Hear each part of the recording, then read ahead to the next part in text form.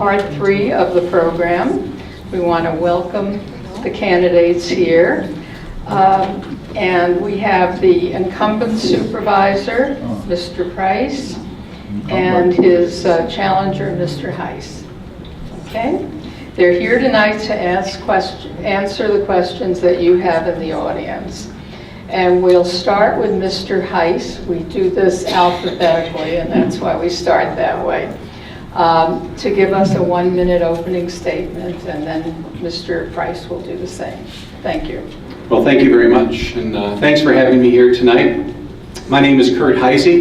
I am a 10-year resident of Plymouth Township, a lifetime resident of Wayne County. And as many have pointed out tonight, Plymouth Township is a $14 million a year public corporation. And your job on August 2nd is to elect a CEO of that public corporation. And I believe I bring the skill set and the education that is badly needed in this role at this point in history. I'm a graduate of the University of Michigan with honors in political science, and I have 2 law degrees from Wayne State, the regular Juris Doctorate and a specialized degree in labor law. That's very important because when I was a young guy, some people were pursuing greater opportunities, but I wanted to serve in the public sector. And as supervisor, I will bring a unique skill set, education, and experience to this very important role. Thank you. Thank you. Mr. Price. Thank you. First, I'd like to take a moment to thank the League and the Library for hosting this event and everyone coming this evening. Let me make one point of clarification. All funds included, we are a $30 million a year corporation, not $14 million. $14 million our general fund. That does not include our water and our solid waste fund. Look, this election this year, voters have a clear choice. Plymouth Township can either stay on the right path with low taxes, low water rates, safe neighborhoods, and smaller government, or we can go down the path that my opponent wants to take us down, which is higher taxes, higher crime, and big government. You don't have to look at anything more than his record to see that. Like, I'm confident that's not the case. Our brand in Plymouth Township is conservative leaderships with low taxes. Over the last year, I've worked to build on those strong traditions by welcoming over 3,000 new jobs, $215 million in new development. Finished the year with a $500,000 fund balance. Our fund balance, our total fund surplus, our total fund balance, by the way, is 31%. That is higher than the average they say you have to do, which is 15 to 25%. I look forward to discussing these issues with everyone as we continue through the evening. Thank you, Mr. Price. Okay. We'll start the first question with Mr. Heise. What do you think is the biggest challenge the township faces, and what is your plan to fix it? Well, thank you very much. First of all, it's great to see that Plymouth Township has benefited from the Michigan turnaround in Lansing, which I'm proud to have worked with Governor Snyder and my Republican team on making happen. The biggest issue, though, in Plymouth Township is public safety. It's the fact that our fire and police services have been cut dramatically, especially our fire services. We've closed Fire Station number 2, which I pledged to reopen with full-time Plymouth Township firefighters. Public safety is one of the essential functions of government. It's not recreation or donut days or fireworks or anything like that. This is what is our biggest quality of life issue, and it's especially true for seniors who depend on our firefighters. We also need to make sure that our police officers and their commanders have the tools that they need to keep us safe. And that starts with serious contract negotiations, not kicking the can down the road so we can balance our budget on the backs of our policemen.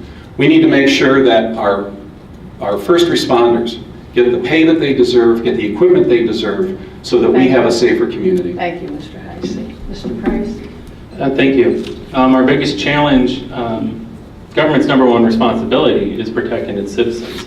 If you look at where we're at today, we have more firefighters per 1,000 residents than we did when the city of Plymouth left the Joint Fire Department. That's because we got the SAFER grant and we were allowed to bring 6 firefighters back. I'm happy to say with the improving economy, we're going to be able to keep those firefighters. Over the last year, we've negotiated contracts with all of our collective bargaining units, firefighters being the most recent one, and we're pretty much there on an agreement with them.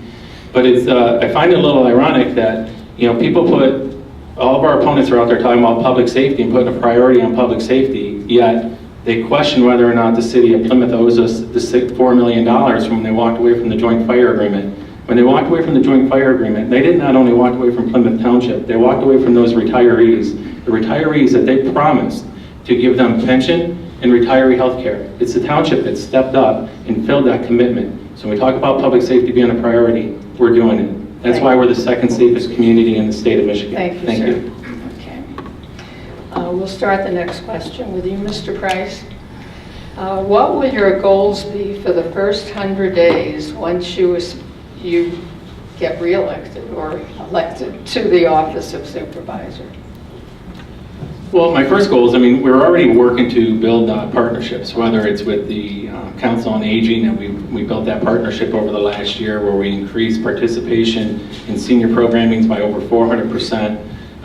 The Arts Council, where we're going to be doing Four Seasons art at the Four Seasons Pavilion. We're working to build partnerships, so that we're going to continue to build on that, work to keep our taxes low, our neighborhood safe. That's a huge priority that we need to continue to work on. And also continue to work with the city of Plymouth to come to a resolution on the long-term liability that they owe us. Not just the long-term liability, but we have some other issues regarding recreation and getting them to fulfill their commitment. As I stated before, I want to work with the city when possible. We always want to, but we got to protect our interests first and put Plymouth Township first. I'm committed to doing that and committed to talking. If anyone wants to know what's behind all that, I'll be more than happy when I have more time to get into those issues. Thank you. Thank you. Mr. Heise. Thank you. I'm always taken aback by this incredible confrontational attitude that we have with our sister city of Plymouth. We are one Plymouth community, and if I am elected supervisor, I have a 90-day plan, first 90 days, which is on my website, heiseforos.com. What we need to do first is restore trust and change the culture of Township Hall. We have to stop the us versus them mentality that you see here tonight.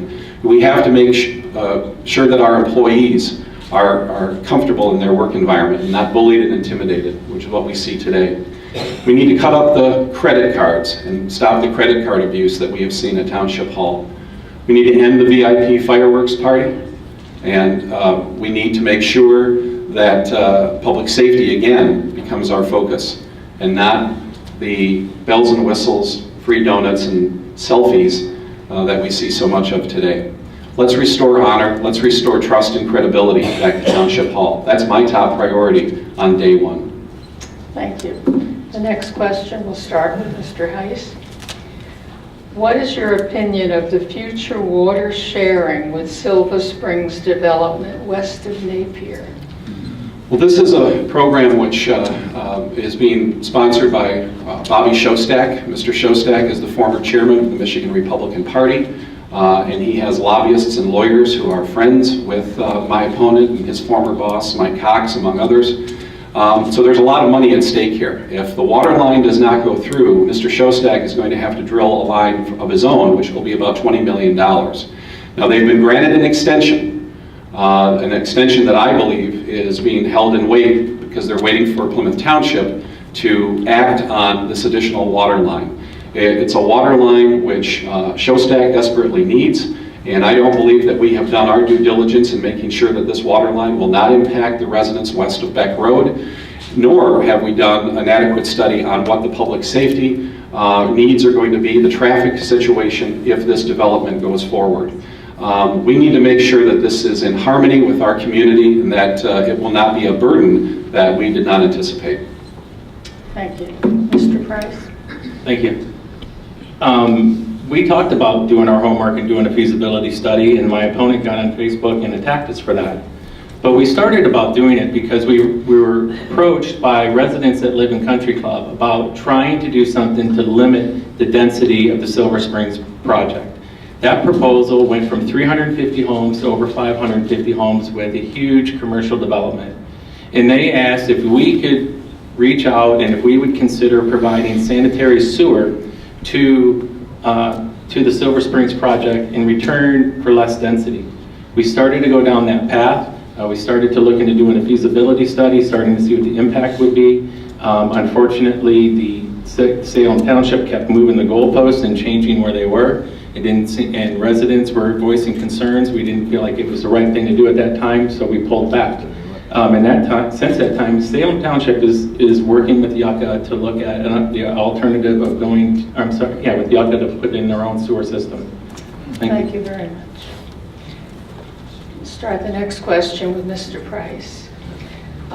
Do you feel it's part of your duty to report to the community on a regular basis, like public forums? Since I've been supervisor, I've instituted monthly office hours where I have open office hours on a monthly basis, reinstated the quarterly homeowners association president's meeting where we meet on a quarterly basis with the homeowners associations, and I've reached out to every homeowner association that we can get a hold of and asked if I could come speak at their annual meetings. I've done my very best to make myself available and open to the residents to hear their input. When you look at when we did the trash contract last year, we went out for a survey from residents to see what they wanted. It's pretty much my makeup is to get as much public input as we can. I believe that his role as supervisor is to get public input and follow the lead of the residents on what they want to see in the township. Thank you. Thank you. Mr. Heise.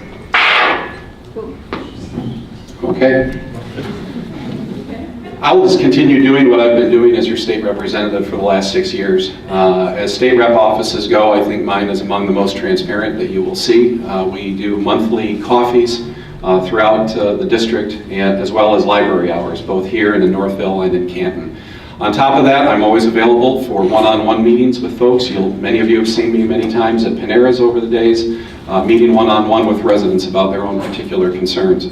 I do monthly emails, we do newsletters, and we keep the lines of communication open at all times. I'm always available to come and speak to your civic association, neighborhood association, Kiwanis, Rotary, you name it. I think you've found that I've been extremely available and accessible over the years.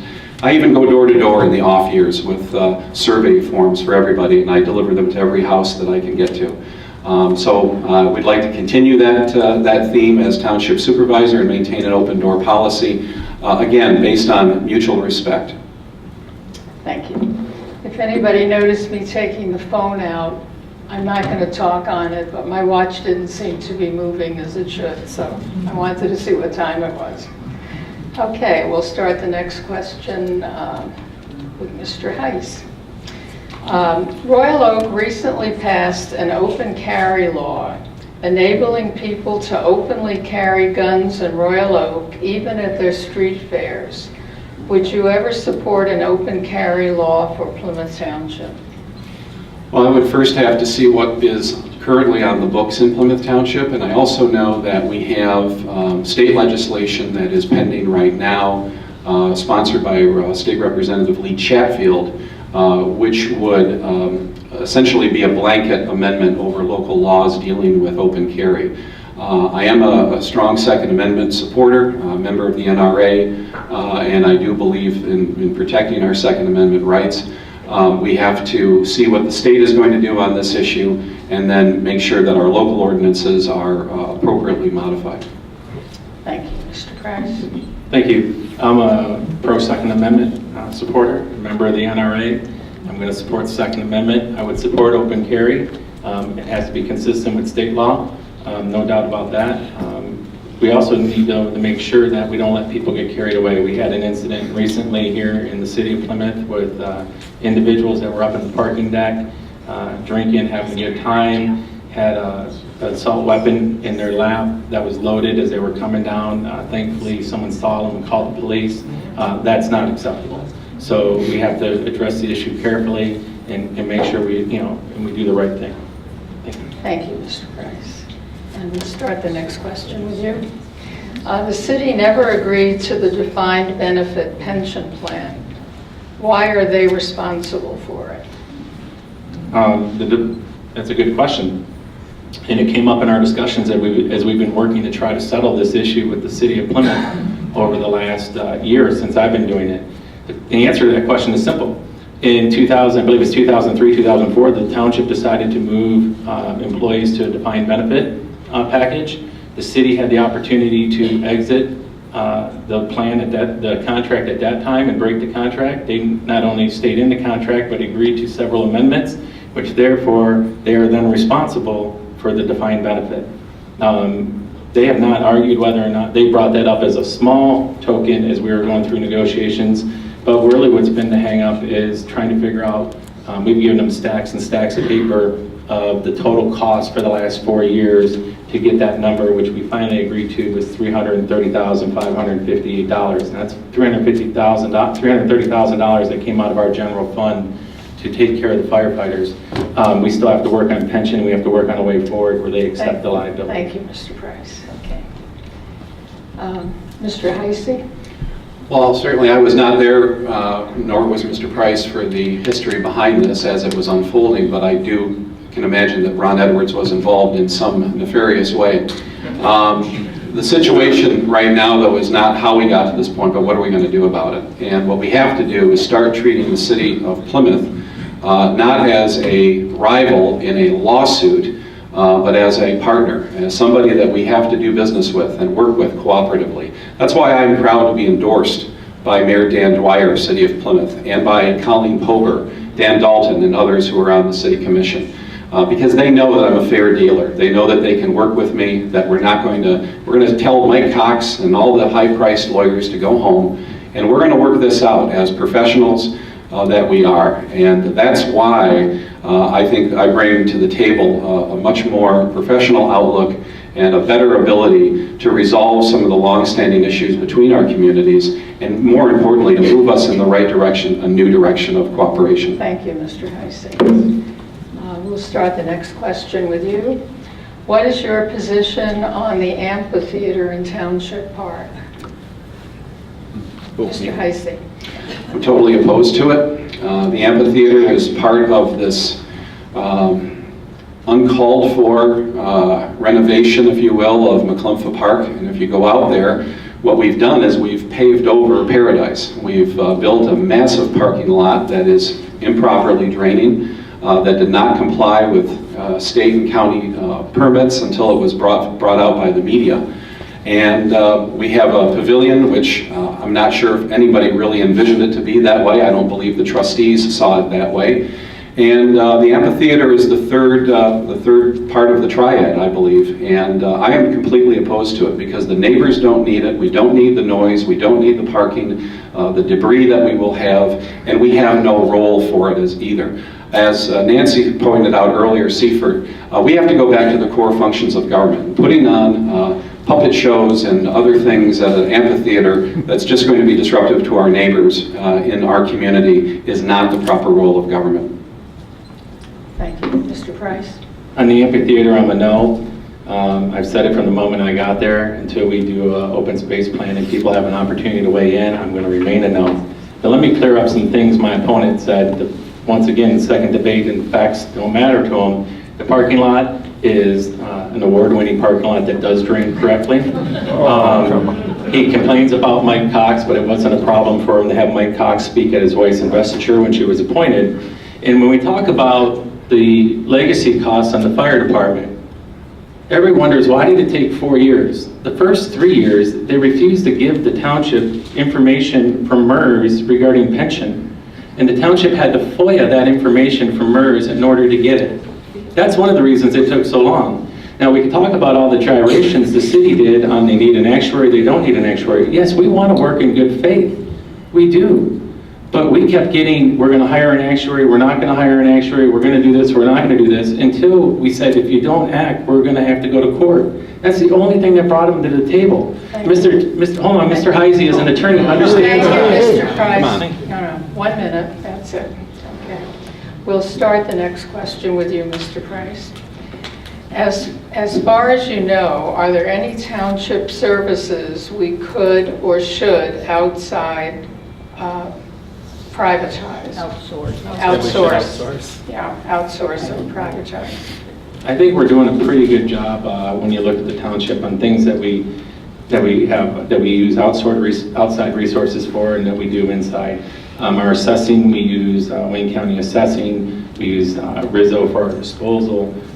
We use and we bring a lot of things in-house when we can. I think we do a pretty good job when you look at, we have the lowest taxes in Wayne County at 4 mills. We do a good job watching our books and minding our P's and Q's. that is a good blend of what we privatize and what we bring in-house to do, and I think we've been doing a pretty good job on that. Thank you. Thank you. Mr. Heise? I would have to agree with Mr. Price on that, because the legacy that he's inherited is a pretty good mix of public and contracted services. The one thing I would like to look at would be the HVA account with our ambulance service, and whether or not we're getting true value for that service, and how duplicative it may be with what our fire department should be doing. I also would like to look at shared services with some of our neighboring communities. We need to start again with Plymouth City, and then also talk to some of our other neighbors, especially in the area of purchasing and joint purchasing, so that we can save money on the day-to-day purchases that we make, and not use our credit card on strange and abundant purchases at Home Depot and Cheesecake Factory and places like that. Thank you. We started with Mr. Price. Okay, Mr. Heise. What is your plan for transportation? Unless I have a car, I can't get to the doctors or downtown Detroit. Well, it's a tough question, and it's something that our region is going to be grappling with this year, because we are going to be faced with a huge tax increase request in November called the Regional Transit Authority. This is a multi-layered bus service. It's not like rail, and frankly, it's not going to service our communities very well, if at all. I voted no on the Regional Transit Authority as a state representative, and I will be voting no on the millage when it comes up in November. That being said, I do think we need to work with our neighboring communities, especially Plymouth City, Livonia, and others, on transportation opportunities for people who really don't have any other options, and who maybe wouldn't even be able to take this mega bus system that they're contemplating under the Regional Transit Authority. So I'm open to discussing that issue with our neighboring communities. There are some models that are out there right now, and we may want to take advantage of some grants that might be available in the event that the RTA does in fact pass, because I understand that some grants will be out there. Thank you. Thank you. With the RTA, I'm opposed to the RTA. It's a lot of money that we get no benefit, if any at all. When you talk about, there's been a lot of talk tonight about working together with the city of Plymouth, and I don't want it to be lost. We work together on a lot of things, communication service with dispatch, solid waste. There's a lot of things we work together on, and one is senior transportation.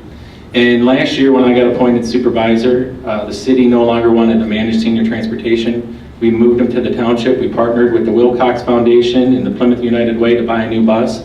We've expanded services for seniors. Our ridership is way up since bringing it over. Seniors asked that we plan some bus trips to take them to Tiger games. We've been working with them to try to do that. So we've been working to improve senior transportation for our seniors. That's a local program, and that's a partnership with the Council on Aging, Wilcox Foundation, and the Plymouth United Way. And the city of Plymouth. So we're all working together on that. So there's programs we work together on, and there's some that we don't. Thank you. Thank you. We have a couple more questions that we can get through. Mr. Price, if elected, would you owe any political favors to any person or organization? Will you hire friends or issue contracts to companies who donated to your campaign? I don't exchange, there's no quid pro quo with me, period. I have a lot of friends that support me. That doesn't mean that they're going to get something for it. Thank you. Mr. Heise? I work for you. You're the taxpayers that I have to report to every day, and you have the ability to throw me out after 4 years if you don't think I've done a good job. I hire people based on merit. One thing I want to do is eliminate some of the more political functions that we have seen lately, like the extra executive secretary, the recreation director, some of the no-bid contracts that have been let. And we want to make sure that people who are hired are based on merit and experience, regardless of who they are, who they're related to, or where they live. Thank you. We have time for one last question, and we'll start with Mr. Heise. What have you done for the township that qualifies you to run for this position? Well, my relationship with Plymouth Township actually started before I moved here 10 years ago. My first contacts with Plymouth Township was when I was the mayor's deputy in Dearborn Heights, and we worked collaboratively on water and sewer projects through the Rouge River program, stormwater initiatives, and that continued when I became the director of the Wayne County Department of Environment. I worked with Plymouth Township and former Supervisor Ray Ohm on some projects on Ann Arbor Road and even in the old DeHoco site. Some of them obviously did not come to fruition, but my involvement in our community has been really going on for well over 10 years. I'm proud of the fact that I've represented Plymouth Township for the last 6 years in the state legislature. We've brought back road money. We've torn down DeHoco. We're tearing down DeHoco Prison. We tore down the Robert Scott Prison in Northville. And we've also stood up, I have also stood up strongly for our schools. We haven't talked about schools tonight, but I've made sure that our schools receive full and fair funding every year. I voted against budgets when I disagree with the course that we've been on. Thank you. Thank you. As our county commissioner, I fought to bring transparency back to the county government. We brought more road money back. We fixed Beck Road, fixed Mill Street / Lily, Plymouth Road, Sheldon Road, brought back the brought in a neighborhood township road initiative, which brought $1.5 million that we're going to be putting into neighborhood roads. Those are neighborhood roads. Mr. Clinton mentioned it earlier. They're going to be getting some of that money in his neighborhood. In the township, over the last year as our supervisor, I've worked, first thing is we tackled senior services. And we started working to put together a full-time senior program. We saw programming or participation in those programs increase by 400%. Senior transportation is improved. We've seen park improvements. People brought up the director of parks. We brought in over close to $40,000, I believe, in grants just with him. You talk to the Plymouth Rain, they'll tell you that the fields are in better shape than they've been in the last 5 years. And we fought to keep our taxes low. And lastly, just 2 weeks ago, the board voted to lower water rates by 5%. I think that's a pretty good track record for a year. Thank you. Okay, those are the questions that we received from the audience. We'll now start with the 1-minute wrap-up with Mr. Price. Thanks again to the League of Women Voters. You know, I'm proud of my record of conservative leadership. In Plymouth Township, it's no doubt that our brand is our low taxes at 4 mills. We have the lowest water rates in Western Wayne County. In fact, we just looked at our surplus and we lowered our water rates by 5%. We're not in the business of being a bank. We decided the best thing to do is give the money back to you, the residents. We're the second safest community in the state of Michigan. So when people talk about putting a priority on public safety, we're doing it.